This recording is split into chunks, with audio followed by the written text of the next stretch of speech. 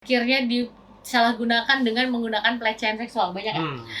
Tiba-tiba datang lapor ke polisi bahwa dia kena pelecehan seksual, padahal dia nggak dikasih obat, dia nggak dipaksa.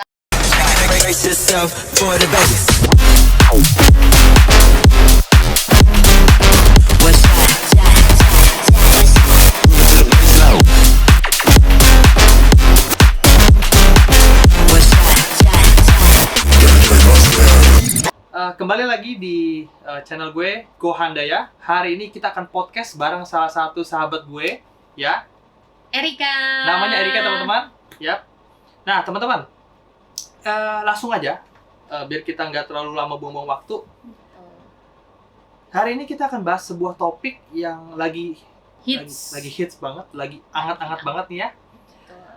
Tentang salah satu artis yang diduga melakukan namanya pelecehan seksual sama salah satu wanita beberapa waktu yang lalu.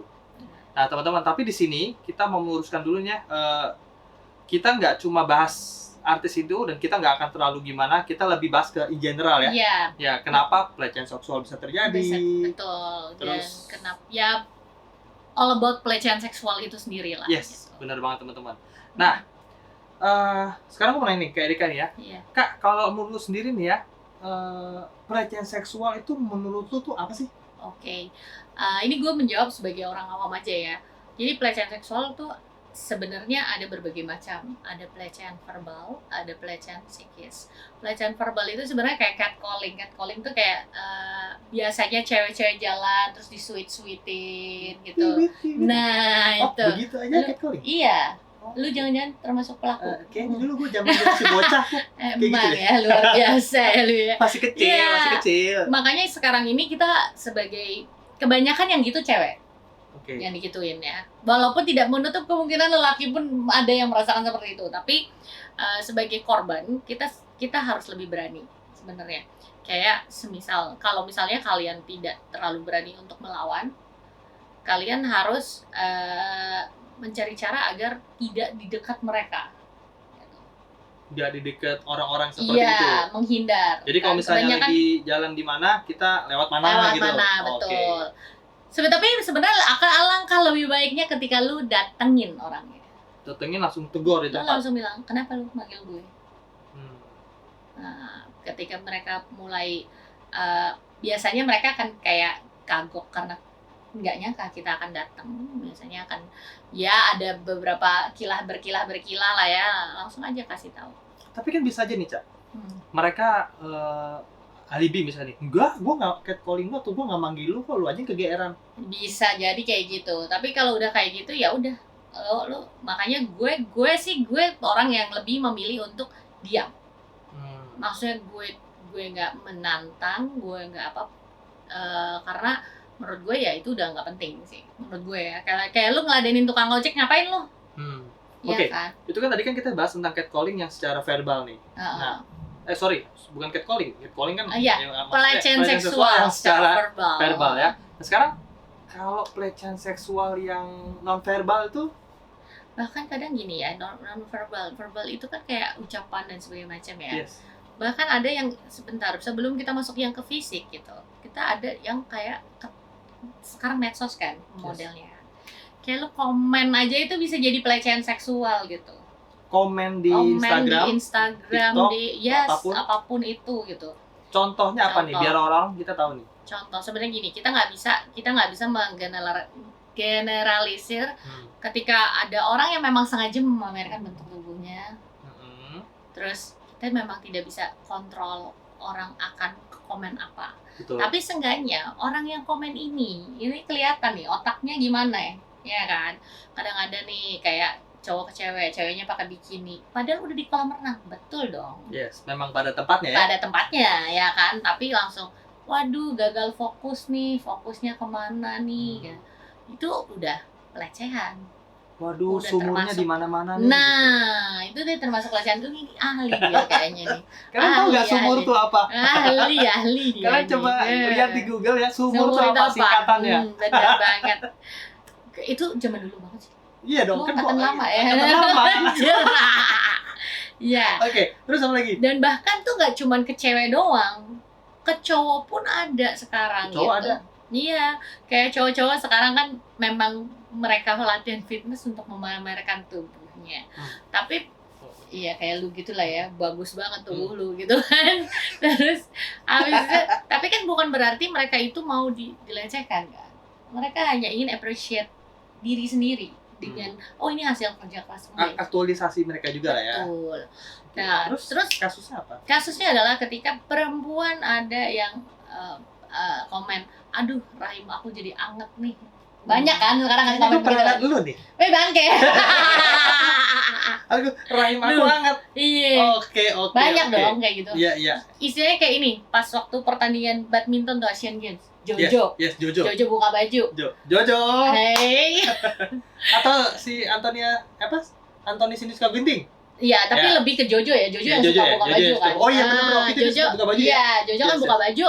Langsung komennya tuh kan begitu semua tuh. Aduh, hamil online nih, apa nih. Itu pelecehan. Oh, itu pelecehan ya? Itu pelecehan. Tapi kenapa enggak ini, Cak?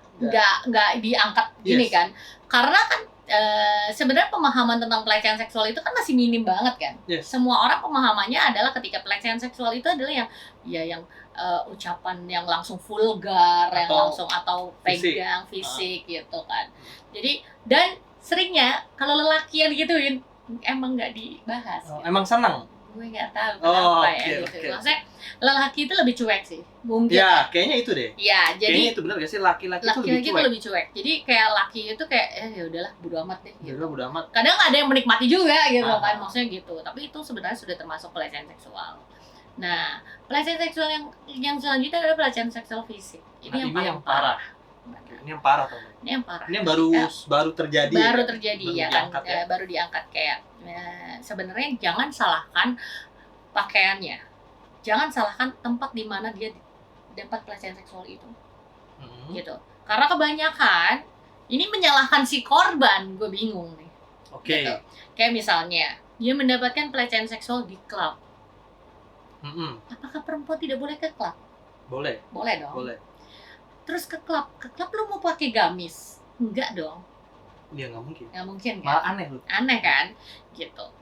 Jangan salahkan pakaiannya, jangan salahkan tempatnya, karena otak manusianya yang udah nggak bener gitu. Oke, makanya sempat katanya ada riset ya, waktu itu kita tuh sempat sebelum ini kan kita sempat riset gitu.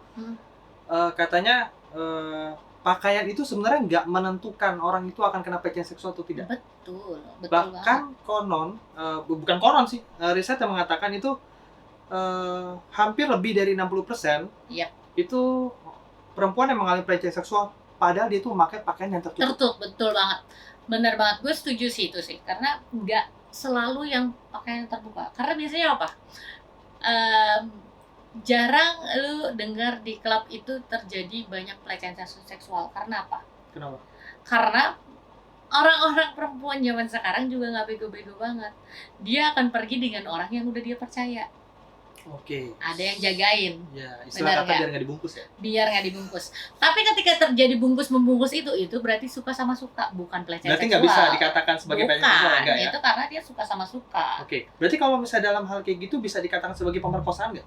Kalau sama-sama suka? Enggak dong. Enggak ya? Kalau sama-sama suka itu tidak termasuk dalam kategori clear. Maksudnya tidak ada salah satu pihak yang disudutkan atau Kenapa disebut pelecehan seksual adalah ketika itu pemaksaan. Yang satu pihak nggak nerima sebetulnya, nggak mau sebetulnya gitu. Tapi kenapa korban, kebanyakan kan polisi itu akan mempertanyakan kayak kasus pemerkosaan itu kan termasuk pelecehan seksual kan sebenarnya. Oke. Lanjut ke sini. Berarti kenapa kok baru sekarang nih Kak booming? Kalau kenapa baru sekarang booming, sebenarnya gini. Zaman dulu tuh udah banyak banget pelecehan seksual. Zaman dulu udah banyak banget lah. Gak mungkin kalau orang ini tuh baru-baru ini. Cuman mungkin memang tingkatnya lebih banyak. Karena apa? Medianya lebih banyak. Kenapa kok kalau misalnya dibilang nggak ada pengaruhnya sama media, nggak mungkin gitu, pasti ada. Nah, terus kenapa sekarang yang booming? Karena apa? Sekarang medianya pun banyak untuk kita speak up. Oh oke. Jadi bedanya gitu gini. Kalau dulu itu kita mau speak up itu kita bingung mau di mana. Terus kayak orang zaman dulu itu kan mungkin lebih memang perkembangan zaman ya, kayak zaman sekarang itu kita ngobrol pun lebih terbuka. Ngobrol tentang apapun kayaknya sekarang udah nggak terlalu tabu. Zaman dulu kan lu mau ngomongin kayak gini juga udah takut duluan apa gitu. Tapi Ca, ini teman-teman gue nggak tahu nih ya, kalian pernah ngalamin atau enggak, tapi semoga aja enggak ya. Tapi mungkin pernah dengar atau gimana, katanya ada pernah beberapa pihak tuh ngelapor ke polisi. Ya, betul. Lapor ke polisi, tapi yang gue dengar itu nggak digubris. Benar. Itu kenapa ya? Jadi gini, nah itu kenapa kita ngebahas antara jangan salahkan tempat dan pakaian. Karena gini, polisi aja seringnya nyalahin korban. Nyalahin maksudnya gimana? Jadi gini, misalnya ada kasus ini sebenarnya cerita real, tapi aku nggak bakal mention siapapun gitu. Kejadiannya di klub, ya kan, dia pakai ya orang ke klub nggak mungkin pakai inilah ya jas dan sebagainya, nggak pakai blazer dan sebagainya, ya pokoknya dengan pakaian klub lah ya, kita sama-sama tahu pakaian klub seperti apa. And then ketika dia mendapatkan pelecehan seksual, dia lapor ke polisi. Itu polisinya malah bilang gitu, makanya kalau pakai baju tuh jangan kayak gitu. Serius? Nyata? Nyata. Memang teman lu? Real, teman yes. Lu? Okay. Maksud gue, why? Kok lu jadi nyalahin korban? Dan polisi itu bantu gak? Ya udah nggak bisa ngapa-ngapain, udah. Maksudnya gini, ketika lu udah berani speak up, lu menceritakan itu kayak aib kan sebenarnya. Iya, aib. Lu kayak gitu kan, lu kayak aib. Sebenarnya kan? Kita cerita juga butuh keberanian banget. Benar. Untuk menceritakan sesuatu itu butuh keberanian yang sangat-sangat besar. That's why banyak yang lama baru bisa speak up gitu. Bahkan banyak yang sudah kejadiannya sudah dari kecil sampai sekarang belum pernah speak up. Banyak. Gue yakin banyak banget. Dan kenapa gue bilang jangan menyalahkan tempatnya, banyak yang menyalahkan juga kan. Ya lu udah di tempat kayak gitu, lu tahu resikonya lah. Ada banyak banget. Tapi sekarang gini, apakah di rumah lu sendiri juga menjamin bahwa lu akan aman? Enggak. Ya lo banyak kan kasus pemerkosaan om sendiri memperkosa ponakan. Oh iya. Benar kan? Nggak menjamin. Jadi jangan menyalahkan korban dengan misalnya salah lu sendiri dugem. Salah lu sendiri pakai bajunya minim-minim gitu. Jangan sampai nyalahin itu karena nggak ada hubungannya. Sekali otaknya kotor udah kotor aja gitu. Oke.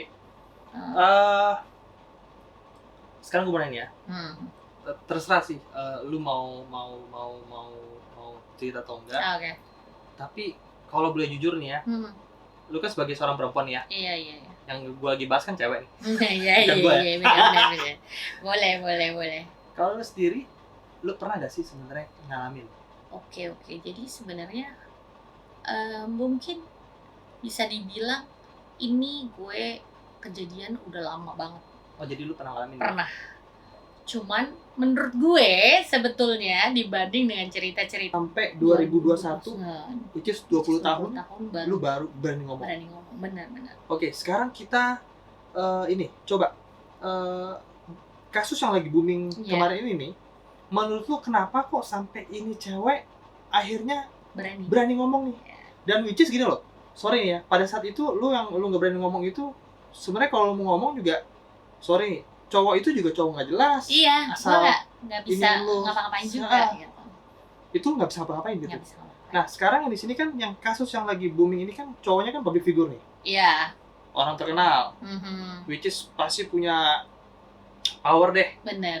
Untuk membungkam segala sesuatunya gak apa-apa gini. Ya lu tau lah ya. Nah kenapa nih cewek Are berani? Apakah karena memang nih cewek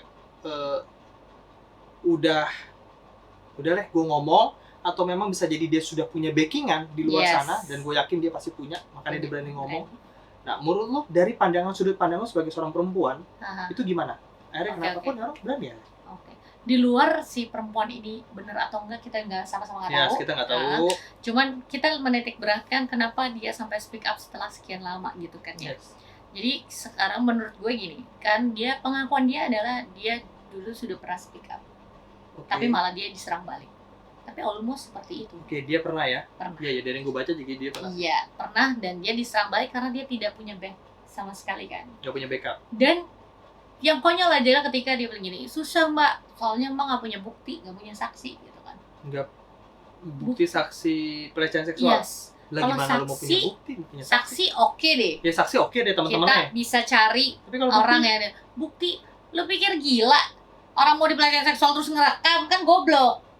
Kalau bisa ngerekam beneran gue singkirin tangannya dong, bener nggak? Kalau bisa ngerekam itu mah namanya pelecehan seksualnya udah mau. Lu kayak udah direncanain. Direncanain, bener. Kalau misalnya bisa ngerekam, ya mendingan gue singkirin tangannya daripada gue ngerekam. Iya betul. Bener Jadi dong. sebenarnya kayak gini-gini tuh buktinya akan sulit pasti ya. Sulit, nggak akan ada bukti gitu loh, nggak akan ada bukti teman-teman. gitu. Susah. Nah sekarang kenapa dia bisa speak up katanya? Kalau menurut gue yang gue baca, gue kan nggak baca. Sorry. Kalau gue agak sedikit tergelitik ya, dan gue yakin orang di luar sana tergelitik juga.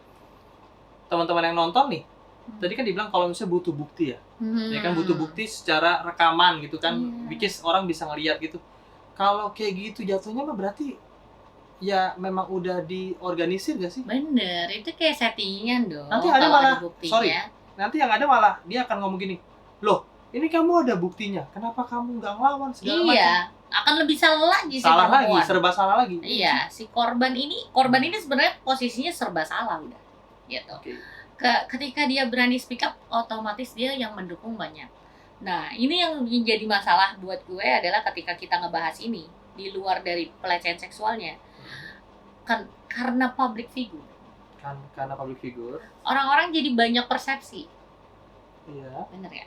Kayak, oh mau numpang tenar. Si cewek? Bisa jadi kan? Banyak yang bilang gitu kan. Tapi sorry tuh saya nih, lu mau numpang tenar masa ngumbar aib? Lu digrepe-grepe diumbar-umbar. Tapi Cak, sorry nih, ini kita brainstorming. TikTok juga banyak loh sekarang kayak gitu. Mereka ngumbar-ngumbar aib segala macam. Itu kalau yang beneran ngumbar aib itu sebenarnya mungkin gimana? Ya memang udah dari dianya aja lah ya. Oke, sekarang lanjut. Agak sulit untuk diomongin gitu ya. Nah, tapi kalau yang kayak gini nih, entah kenapa gue nggak pro cewek, nggak pro cowok sih gitu. Maksudnya gue berusaha untuk netral. But ketika dia, kenapa kok baru 3 tahun, banyak pertanyaan. Kenapa sih baru 3 tahun? Nah itu yang kayak gue bilang, gak gampang untuk mengakui bahwa kita selama kita tidak berdamai dengan diri kita sendiri bahwa kita adalah korban, itu akan sulit untuk diungkapkan. Makanya banyak sekali teman-teman di luar sana, orang-orang yang mengalami pelecehan seksual, mereka mengalami gangguan psikologis. Benar banget. Kadang ada yang sampai trauma, bahkan sampai akhirnya jadi menutup diri, terus dia jadi takut sama lelaki. Ada loh yang sampai kayak gitu kan. Kan mental health seseorang itu beda-beda. Setiap orang beda-beda.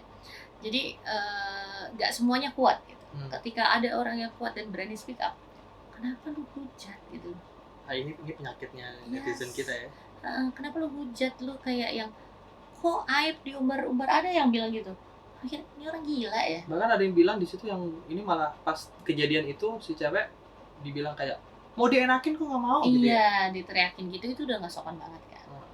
Terus kayak sekarang terus banyak yang nyalahin. Lagian lu udah tahu acaranya begitu. Gue banyak banget tuh lihat komen kayak gitu. Udah tahu acaranya gitu, lu masih datang. Pakai pakaian yang kayak begitu juga. Padahal katanya ya, gue sih kan nggak bisa ngomong apa-apa juga. Katanya si cewek ini pakai roknya selutut. Okay. Ya, makanya ya gue nggak tahu selututnya gimana, cuman ya udahlah. Orang itu tempat-tempat buat seneng-seneng, kok lo nggak mungkin pakai gamis gitu aja gitu kan.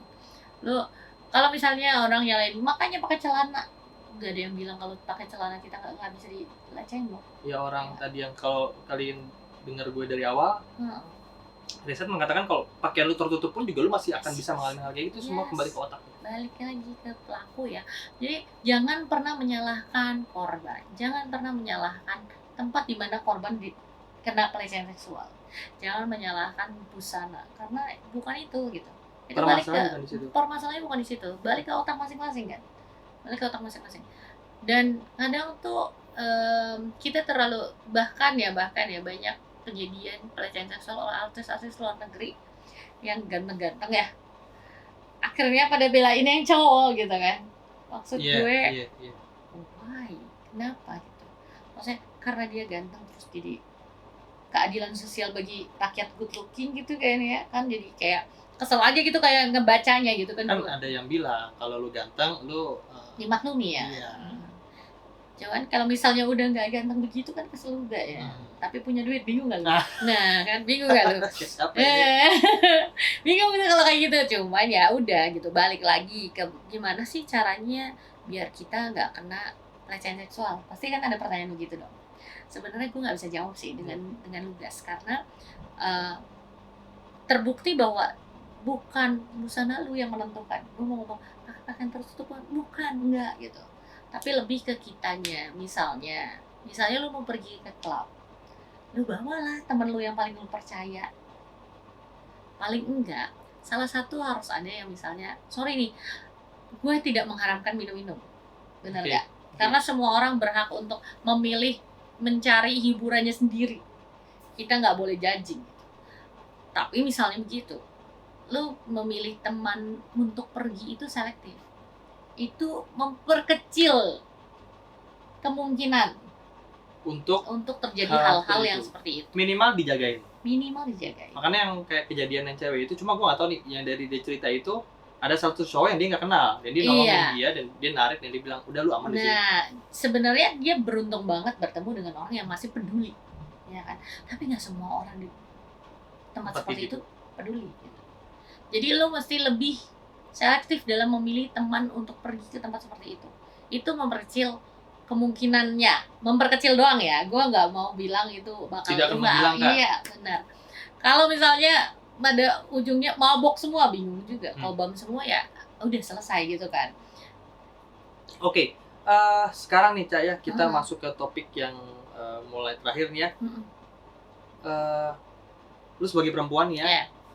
Ada gak sih tips buat teman-teman yang lagi nonton ini gimana supaya kita yang tadi lu bilang itu kita terhindar, kita nggak mengalami nih kayak gitu-gitu, atau sorry kayak yang tadi lu bilang di situ juga kita nggak bisa tahu kan, karena itu bisa terjadi dimanapun ya. Benar banget. Minimal nih untuk jika minimalisir atau kalau misalnya udah terkena namanya pelecehan seksual, healingnya harus gimana sih? Kayak lu bisa nyembuhin diri lu tuh hari gimana gitu?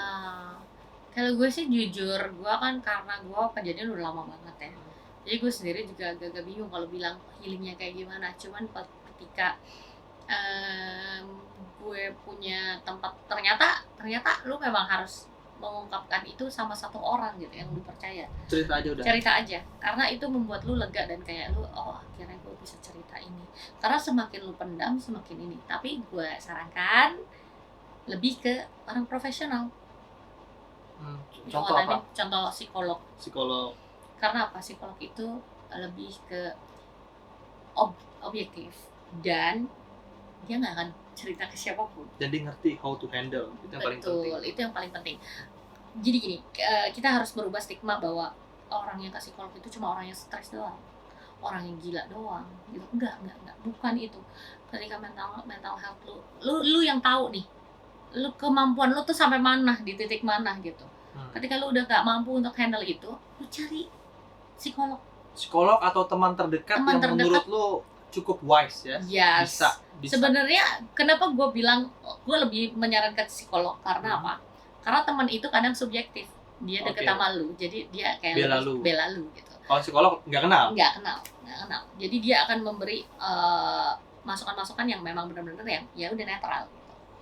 Tapi ya nggak semuanya harus diselesaikan ke psikolog, enggak. Ketika lu udah tenang dengan lu bercerita ke temen lu, ya udah nggak apa-apa, it's okay gitu. Tapi memang mental orang beda-beda gitu kan.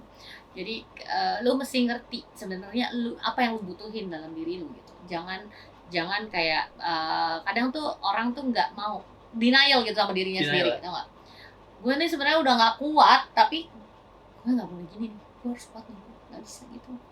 Lu perlu ada batasnya, masing-masing orang punya limit kan gitu.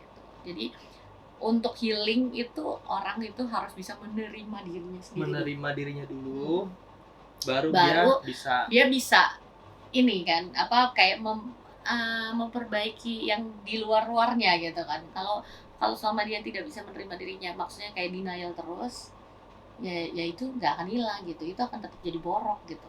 Oke, Cak. Tadi kita bahas dari sisi perempuan ya. Sekarang mau bahas lu ada gak sih misalnya sepatah dua patah kata untuk para pelaku yang suka melecehkan itu, yang lu ada mau ngomongin gak sih kayak sebenarnya efek psikologis perempuannya itu bakal gini loh kalau ngelakuin ini gitu. Sebenarnya untuk para pelaku di luar sana, lu tuh nggak pernah mengira bahwa si korban, siapapun itu lelaki atau perempuan, itu tuh bisa sampai yang jadi mungkin paling parah bisa jadi gila, atau mungkin dia nggak bisa nerima, atau bahkan bunuh diri. Ada bisa beberapa kasus katanya bunuh diri kan, gitu. Lu berbuat seperti itu, selain lu nggak ada untungnya, lu nggak dapet duit juga kan dari situ kan, lu nikmat sesaat, tapi lu ngancurin hidup orang gitu. Lu mesti mikir-mikir deh, karena lu punya nyokap juga lah pasti. Nah, lu punya bokap juga dong pasti, yang lu hargain gitu. Jadi lu mesti mikir lagi lah. Kalau gue sih, gue nggak bisa ngomong gimana karena ya yang namanya pelaku udah pasti otaknya bejat banget kan, gitu kan. Jadi kayak yang kita ngomong apapun kayaknya mereka nonton ini pun kayak mereka nggak berasa kayaknya gitu kan. Cuman maksud gue ya ada nanti pada ngomong ini orang-orang mah paling jadi panggung. Iya bener. Para korban ini dirawat sama orang tuanya luar biasa gitu. Terus lu rusak gitu aja kan, kesel ya. Tapi sorry nih ya. Iya. Kan gue mau menginginkan juga biar kata gue wawancara dia juga gue nggak yang lempeng-lempeng banget teman-teman. Iya. Tapi gue nggak sampai ngakuin itu kok. Lu percaya gue kan? Percaya. Iya makanya kalau gue ngelakuin itu gue bilang kok boleh nggak? Ya. Si anjing emang dia. Gue minta izin. Iya. Sama mau gitu. Biar siapa tahu ya kan, ajar biar suka masuka. Kalau suka masuka jatuhnya bukan pelecehan seksual, saudara-saudara. Nggak bisa dipenjara ya.